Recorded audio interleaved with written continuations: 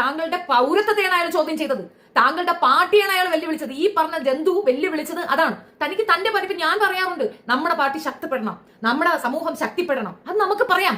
മറ്റൊരാളെ ആടിപ്പിക്കരുത്, പറ്റത്തില്ല, വെട്ടണം. ഇതൊക്കെ ആഹ്വാനം കൊടുക്കുകയാണ്. കലാപാഹ്വാനത്തിന് ഈ നാറിക്കെതിരെ കേസെടുക്കേണ്ടതാണ്. എന്താണ് ഇതിന്റെ? നിങ്ങൾക്ക് വിവരമില്ല എങ്കിൽ ഇത്തരം കാര്യങ്ങളിൽ പോയി പാർട്ടിസിപ്പേറ്റ് ചെയ്യാതിരിക്കൂ, പോകാതിരിക്കൂ, ഇഗ്നോർ ചെയ്യൂ.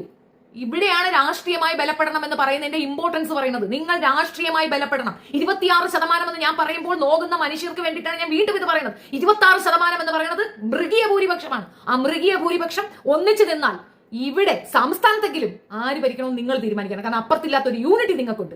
ആ യൂണിറ്റി ഇല്ലായ്മ കൊണ്ടാണ് ഇതുവരെ നിങ്ങൾ നേരിട്ടത്, വിവരക്കുറവ് കൊണ്ടാണ് ഇതുവരെ നിങ്ങൾ ഈ അവഹേളനം നേരിട്ടത്.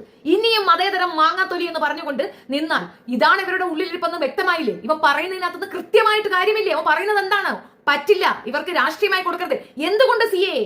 എന്തുകൊണ്ട് രാഷ്ട്രീയമായി നിങ്ങളെ വേർതിരിക്കുന്നു? എന്തുകൊണ്ട് നിങ്ങളെ ശത്രുപക്ഷത്ത് നിർത്തുന്നു? നിങ്ങളുടെ യൂണിറ്റിയാണ് അവരെ ഭയപ്പെടുത്തുന്നത്. ആ യൂണിറ്റിയാണ് നിങ്ങളുടെ സക്സസ്. അത് തിരിച്ചറിയുകയും ഉറച്ചു നിൽക്കുകയും ചെയ്യണം. മലം TVയെ ബഹിഷ്കരിക്കുക, പോകരുത്. ഞങ്ങൾക്ക് താല്പര്യമില്ല അത്തരം ഡിബേറ്റ്സിന്. മൈ കോഫി ഇല്ലെന്ന് ഉറപ്പ് വന്നാൽ ഞാൻ തയ്യാറാണ് പോകാൻ. മൈ കോഫി യോങ്കി എന്റെ വീട്ടിൽ കയറി എന്നെ കുത്തിയിട്ട് വരും. ഞാൻ അത് ചെയ്യാൻ പറ്റത്തില്ല. നമ്മളെ സംസാരിക്കാൻ അനുവദിക്കാത്ത ഒരു മീഡിയത്തിലേക്ക് നമ്മൾ എന്തിനു പോകണം? പോയിന്റാണ് ഷക്കീർ പറഞ്ഞത്. നിങ്ങൾ തീവ്രവാദികൾ എന്ന് പറയുകയോ രാജ്യദ്രോഹികൾ എന്ന് പറയുകയോ ചെയ്യുമ്പോൾ തിരിച്ച് രാജ്യദ്രോഹികൾ എന്ന് കേൾക്കുമ്പോൾ എന്താ നോവുന്നേ?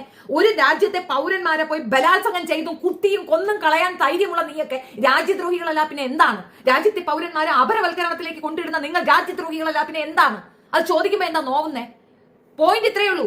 ഇവർ പറയുന്ന അതേ പോയിന്റ് ഇവർക്ക് തിരിച്ചണ്ണാക്കി കൊടുക്കുക. നീ വിചാരിച്ചാലോ നിന്റെ കൂട്ടര് വിചാരിച്ചാലോ രാഷ്ട്രീയമായിട്ടോ അല്ലെങ്കിൽ മതപരമായിട്ടോ ഇനി അവരുടെ പൗരാവകാശമായിട്ടോ നിങ്ങൾക്ക് ഇവരെ നീക്കി നിർത്താൻ പറ്റത്തില്ല.